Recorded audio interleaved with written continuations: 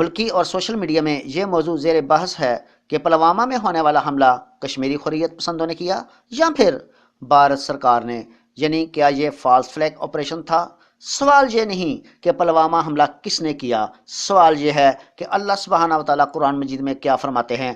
وَمَكَرُوا وَمَكَرَ اللَّهُ وَاللَّهُ خَيْرُ الْمَاكِرِينَ۔ پلوامہ حملے کو قرآن کی اس آیت کے تناظر میں دیکھنا ہوگا۔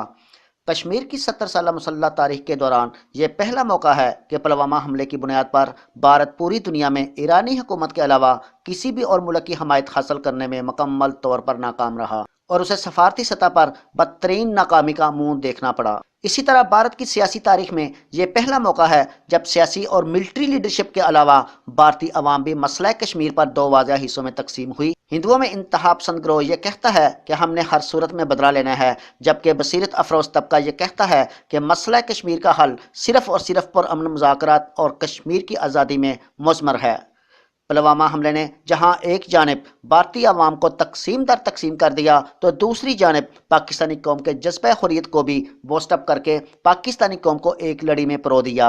اس لیے میرا شروع دن سے ہی یہ موقف رہا ہے کہ India don't have the courage to attack on Pakistan, اور بھارت کی یہی سب سے بڑی کمزوری ہے۔